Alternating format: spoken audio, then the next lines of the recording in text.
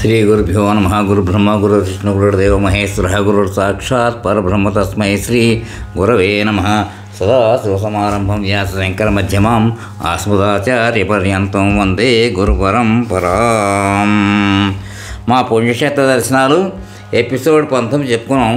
ఇప్పుడు 20 చెప్పుకోవాలి. 19 ఏం చెప్పుకున్నాం ఒకసారి చూద్దాం. అంటే Bombay gate of India Maharashtra దాంట్లో చెప్పుకున్నాం. దాంట్లో మేము ట్యాక్సీలో షిరిడి తిరిగి వెళ్ళేటప్పుడు కొంత భాగం సముద్రంలో కట్టిన వంతెన మీదుగా వెళ్తూ చాలా ఆనందాన్ని పొందాం. అక్కడతో అయిపోయింది. ఇప్పుడు ఎపిసోడ్ 20 చెప్పుకుందాం. దాంట్లో ఏంటంటే పూరి జగన్నాథ స్వామి ఆలయం, సముద్ర తీరం, పూరి, ఒరిస్సా స్టేట్. పూరి జగన్నాథ దేవాలయం భారతదేశంలోని ఒడిశా రాష్ట్రంలో బంగాళాఖాతం తీరానున్న పూరీ పట్టణంలో గల ఒక ప్రాచీన మరియు ప్రముఖమైన హిందూ దేవాలయం. కృష్ణ భక్తులకు లేదా విష్ణు భక్తులకు ఈ దేవాలయం ఎంతో ప్రియమైనది. ఆలయ విగ్రహాలు చెక్కతో తయారు చేసి ఉండటం ఇక్కడ ప్రత్యేకత. ఆలయంలో శ్రీకృష్ణుడు, సుభద్ర మరియు బలరామ సమేతంగా దర్శనమిస్తాడు. జగన్నాథుడు విశ్వానికి ప్రభు పేరుతో ఆలయ దైవం ఉంటుంది. సంస్కృత భాషలో జగత్ అంటే విశ్వం మరియు నాథ్ అంటే ప్రభు అని అర్థం. హిందూ ఆచారాల ప్రకారంగా భక్తులకు, ముఖ్యంగా విష్ణువు మరియు కృష్ణుడిని ఆరాధించే వాళ్లకు ఈ గుడి ప్రముఖమైన పుణ్యక్షేత్రం. ప్రతి హిందువు తన జీవితకాలంలో తప్పక దర్శించవలసిన చార్ధామ్ పుణ్యక్షేత్రాల్లో ఈ దేవాలయం కూడా ఉంది.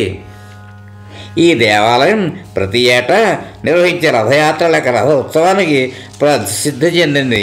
ఇందులో 3 ప్రధాన విగ్రహాలను ఎంతో గొప్పగా మరియు అందంగా అలంకరించిన రథాలపైన ఊరేగిస్తారు. ఈ మధ్యకాలం నుంచి ఈ ఉత్సవం అధిక మత తీవ్రతతో ముడిపడి ఉంది. వైష్ణవ సంప్రదాయాలకు మరియు ఈ ఆలయంతో దగ్గర సంబంధం ఉన్న రామానంద స్వామి వారికి ఈ గుడి ఎంతో పవిత్రమైంది. గౌడియా వైష్ణవ మతస్థులకు కూడా ఈ ఆలయం ప్రాముఖ్యమైనది. ఈ మత వ్యవస్థాపకుడు చైతన్య మహాప్రభు ఆలయంలోని జగన్నాథ విగ్రహానికి ఆకర్షింపబడి చాన్నాళ్ళు పూరిలోనే నివసించాడు. ఈ పుణ్యక్షేత్రాన్ని మేము బిలాస్పూర్ చూడడానికి వెళ్ళినప్పుడు ట్యాక్సీలో నేను, శుభ, అన్నపూర్ణ, మా చెల్లెలు, రామంగారులతో మా బావగారు వెళ్ళి దర్శించాం. ఇవే కాకుండా చిలకా సరస్సు, ఒరిస్సాలో ఉన్న జైపూర్ దగ్గరలో గల అమ్మవారి దర్శనం కూడా చేసుకున్నాం. నిజానికి మేము జాజిపూర్లో ఉన్న శక్తిపీఠాన్ని దర్శించాలని అనుకున్నా ఆ అమ్మవారి దయతో వేరే ఒక తోటలో ఉన్న అమ్మవార్లను దర్శించాం. అంటే అక్కడేమో సప్తశృంగి మాతలాగా, అంటే అక్కడ అంటారంటే మిగిలిన చండీ అలాంటి విగ్రహాలు ఉన్న ఆలయాలు చూసాం అన్నమాట. అక్కడ చూసాం, దాంట్లో అన్నీ ఉన్నాయన్నమాట. అక్కడికి వెళ్ళాం, ఆటో చూసి వచ్చామన్నమాట అండి. ఇదే తానొకటి అంటే అమ్మవారిని దర్శించాం. ఇదే తానొకటి తెలిస్తే దైవం వేరొకటి తెలుస్తుందని అనడానికి నిదర్శనం. మాకు చాలా చక్కటి దర్శనాలు దొరికాయి. రద్దీ ఆ రోజు తక్కువగా ఉన్నదో కారణమో లేక భగవంతుడు కరుడు ఏమో ఏదైతేనేమి చెప్పనాను కానీ గొప్ప దర్శనం ప్రాప్తించింది. ఓం సర్వం శ్రీ జగన్నాథం. అది చాలా గొప్ప విశేషం ఉంటుంది, మాకు తెలియదు.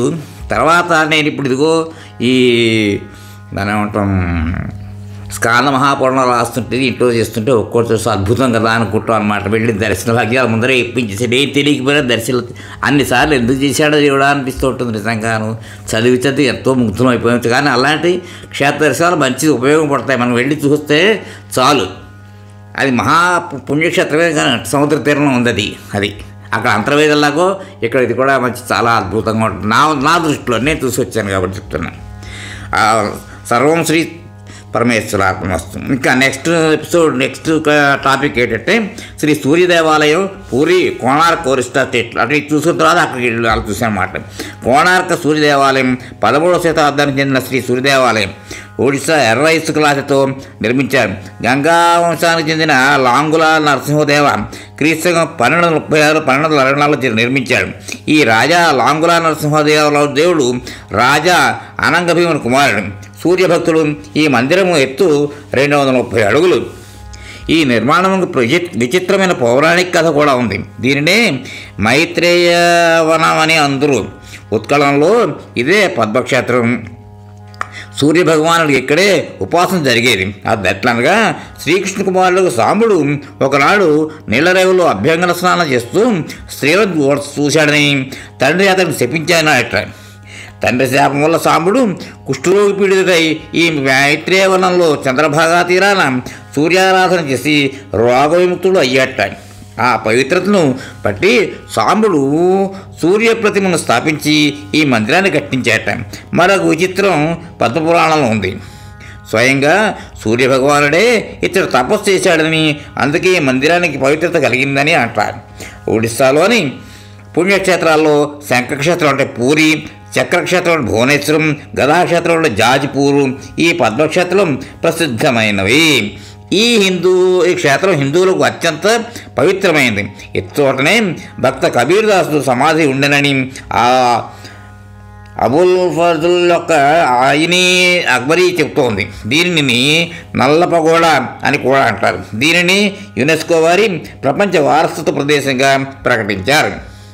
మందిర వర్ణన. ఈ దేవాలయం మొగసాల అంటే ఎంట్రన్స్ హాల్ రెండును పీఠం పైన రథంలాగా చెక్కి ఉంది. పీఠంలో 24 చక్రాలు. ఒక్కొక్క చక్రం చూస్తే ఎంతో ఆశ్చర్యం కలుగుతుంది. మొగసాల సమ్ముఖంలో 7 గుర్రాలు. శాస్త్రోక్తంగా సూర్యభగవానుడు సప్తాశ రథాలుడై ప్రపంచ చుట్టూ తిరుగుతూ ఉన్నాడు. అవన్నీ ఇప్పుడు అంతగా లేవు. ఒకసారి దేవాలయం 4 రకాలు: రేఖ, భద్ర, ఖగార, కౌరియ. ఈ దేవాలయమును పూరి, భువనేశ్వరాలయాలను రేఖా దేవాలయములు. కోణార్క 5 రథాల మందిరం. మందిరము మధ్యభాగంలో సుచారుకారు అది సింహాసనం ఒకటి ఉన్నది. కొంచెం తప్పు ప్రింటే తప్పుడు సుచారుక ఖచ్చితము అంటే కొంచెం చదవడానికి ఇబ్బంది అయింది, ఎందుకంటే తప్పు ప్రింట్ పడిపోయింది. ఏదోటి సింహాసనం ఉందన్నమాట. దానిపైన సూర్యభగవానుడు దేవాలయంతో పాటు మొగసాల ఒక తామర భూమి మీద చెక్కి ఉన్నది. మొగసాలకు 4 వైపులా ద్వారాలు. ఎంతో చక్కగా లలిత కళాలాగు రాయి మీద సుత్తిపెట్టి చెక్కి ఉన్నవి. ఆ శ్రేణిలో ఆ తామర పువ్వులు, లతలు అవన్నీ చూస్తే రమ్యంగా ఉన్నాయి. మొగసాల మరొక స్వాతంత్ర పీఠం మీద నాట్యమందిరం నిర్మింపబడే ఉన్నది. దీన్ని కొందరు భోగమంటపమని, మరికొందరు నాట్యమందిరమని అంటారు. ఎచ్చట ఆ శ్లీలాలు లేవు. అన్ని వైపులా నర్తకులు భాజా భజంత్రులతో దేవాతం చేయడం కనబడుతోంది. ఆ భంగిమలు ఈనాటి భరతనాట్య కళా ప్రదర్శకులకు అనుకరించడానికి ఎంతో అనుకూలమని చెప్పవచ్చు. అంతేకాదు, ఈ నాట్యమందిరం తామర పువ్వులతో నిండి ఉంది. దేవార్చనకు, భూషణానికి ప్రాచీనులు ఈ పువ్వులనే వాడేవారు. ఈ నాట్యమందిరం దగ్గరగా ఒక పెద్ద బండరాయి క్రింద పడి ఉంది. దాని మీద పెద్ద తామర పువ్వు చెక్కబడి ఉన్నది. పువ్వు వ్యాసం 5 అడుగులు. పువ్వు దళాలు అప్సరసల భజన చేస్తున్నట్టు కనిపిస్తారు. కేంద్రంలో కూడా ఒక చిన్న పువ్వు. దీనిలో సూర్యభగవానుడు సప్తాశ రథాలుడై కూర్చుని ఉన్నాడు. ఇరువైపులా పరిచారకులు చేతుల్లో పువ్వులు. శిల్పి ఎంత సూక్ష్మంగా రసవంతంగా చెక్కినాడో. ఈ రాయి నాట్యమందిరం యొక్క గర్భ ముద్ర అని చెబుతారు.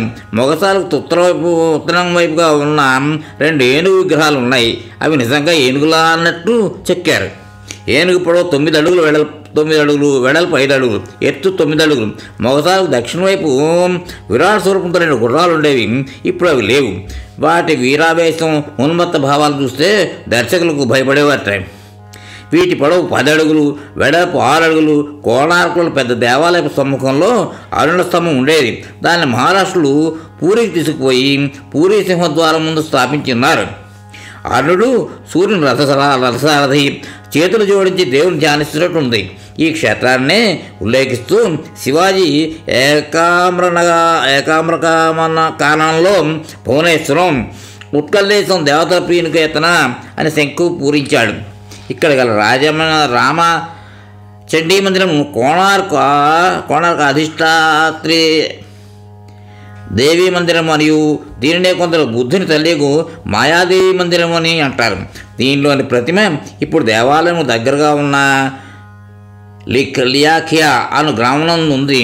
కళాపహడు కోణార్కముపై దండెత్తి వచ్చినప్పుడు రామచండీ మందిరాన్ని ధ్వంసం తచ్చాడు. ఆ దుస్థితిలో దేవి నీళ్లు తెచ్చే నెపానం సంకలో బిందెపెట్టుకుని లిఖియాకు పోయింది. కళాపహాడులకు నిరుత్సాహుడై దేవిని అన్వేషించుకు పోయినాడు. లిఖియాలో దేవి తేలి ఉన్నట్టు చూసి ఎంతో పిలిచాడు, కానీ లాభం లేకపోయింది. తొలకు కళాపహాడు సిగ్గుపడి ఆ మందిరం మీద ఇట్టు రాశాడు: భోలా రామోచండి, బోలారే కోళాపహోడుకు దువారే గోసాయి బోలాబాణి పాయి బోలారే. అంటే రామాచండి దుడుకుతనంతో తన ద్వారంలో కూర్చుండబెట్టి నీళ్ల కోసం నదికి పోయి తిరిగి రాలేదని విసుగుబడి ఈ భజన రాశారు. ఇంకా ఇక్కడ నవగ్రహాలు ఇక్కడ చూడవలసినవి. ఈ గ్రహాలు మనుష్యాకారంలో లేక వాళ్ళకు చిమ్మేటట్లుగా మెరుస్తూ ఉన్నాయి.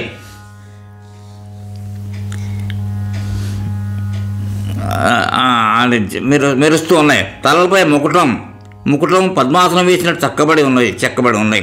ఇంకా ఎన్నో మూర్తులు కాలావస్థలో శిథిలపడినవి. ఈ మూర్తులన్నిటికీ ముఖ్యమైనది సూర్యప్రతిమ. ఈ సూర్యప్రతిమకు తలపై ముకుటం, చెవుల్లో కుండలాలు, కంఠంలో హారం, మెడలో జిందెం, వాటిలో మువ్వలు, కటి ప్రదేశంలో మేకల, దాని కింద గ్రంథిమాల. ఆ ఘటన మనోభావ భంగిమలు ఎంతో స్వాభావికంగా జీవకళలు తొలగిసబడేట్టు కనిపిస్తోంది. ఈ ప్రతిమను కూడా కొందరు బుద్ధదేవుని ప్రతిమను కొందరు భ్రమపడ్డారు. ఈ పుణ్యక్షేత్రంలో మాఘ సప్తమి నాడు గొప్ప యాత్ర జరుగుతుంది. ఇంకా కొన్ని యాత్రలు పూర్వం వైభవంగా జరిగేవి. వీటిలో ముఖ్యమైనవి చైత్రయాత్ర, రథయాత్ర, చంద్రభాగ యాత్ర. కోణాలకు నిర్మాణానికి 2 రకాల గాథలు ఇంకా ఒరిస్సాలో అడుగులు ఉన్నాయి. ఒకటి లాంగుల నరసింహదేవుని మంత్రి శివాయి సాల్త్ర రామచంద్రీ పరమాన్నం కథ. ఈ కథ మాదల పంచాంగంలో ఉండేది. రెండోది చాలా చమత్కారమైంది. 12,000 మంది శిల్పులు 16 సంవత్సర కాలంలో ఈ దేవాలయం కట్టారని, అందులో ఒక ప్రధాన శిల్పి ఈ మందిరం నిర్మాణం కోసం ఇంట్లో గర్భవతి భార్యను విడిచిపెట్టి కోణార్కునికి పోయాడు. అప్పుడు కొన్ని రోజులు అయ్యాక ఆ శిల్పికి ఒక కుర్రవాడు జన్మించాడు. ఆ కుర్రవాడు ఒకరోజు తోడిబాలుతో ఆడుకొలుస్తున్నప్పుడు కుర్రవాడు తన తండ్రి లేని పిల్లవాడిని హేళన చేశారు. దాంతో వాడు చాలా సిగ్గుపడి కోపంతో తల్లి వద్దకు పోయి తన తండ్రి ఎవరో చెప్పమని నిర్బంధించాడు. తండ్రి కోణార్క మందిరం నిర్మాణంలో పనిచేస్తున్నాడని చెప్పి తల్లి కొడుకు చేతుల్లో పోలి కోసం రేగిపళ్ళు పెట్టి పంపించేసింది. కుర్రవాడు తండ్రిని వెతుక్కుంటూ కోణార్కం చేరాడు. అప్పటిసరికి 1,200 మంది శిల్పులు మందిరం అంతా నిర్మించి పూర్తి చేయలేకపోయారు. శిల్పులంతా నిరుత్సాహులై రాజావారి కఠిన శాసనం కోసం భయపడ్డారు. ఏం చేస్తారో భయం పడ్డారు. ఆ రాత్రి అందరూ పడుకున్న సమయం చూసి శిల్పి బాలుడు స్వయంగా ఆ మందిరం యొక్క ధ్వజాన్ని కట్టి పూర్తి చేశాడు. ఆ రాత్రి అందరూ పడుకున్న సమయం చూసి శిల్పి స్వయంగా ఆ మందిరం యొక్క ధ్వజాన్ని కట్టి పూర్తి చేశాడు. తెల్లవారాక శిల్పులు సంపూర్ణ మందిరాన్ని చూసి ఆశ్చర్యపడ్డారు. కానీ తమ మందిరాన్ని రాజు చేతగాని వాళ్ళని దూషిస్తాడని ఆ కుర్రవారిని తండ్రికి ఇలా ఆజ్ఞాపించారు. బొడోయిరే దాయికి ఎకాపోలే దాయి అనగా 1,200 శిల్పులు పూజ పూర్తి చేయలేని ఒక్క కొడుకు పూజ అన్నప్పుడు అంటే తండ్రి చాలా విషయావసలో పడి ఏమీ జవాబు చెప్పలేక కుమారులను ఆ మందిర శిఖరానికి తీసుకుపోయి అక్కడి నుంచి కిందకు జార విడిచాడు.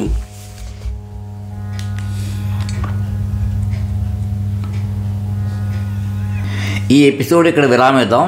స్వస్తి. మోహన్వాణి తెలుగు పాడ్కాస్ట్ వింటున్న శ్రోతలందరికీ హృదయపూర్వక ధన్యవాదాలు. వినండి, వినిపించండి, వింటూనే ఉండండి. మోహన్వాణి తెలుగు పాడ్కాస్ట్ మీరు వింటున్నారు.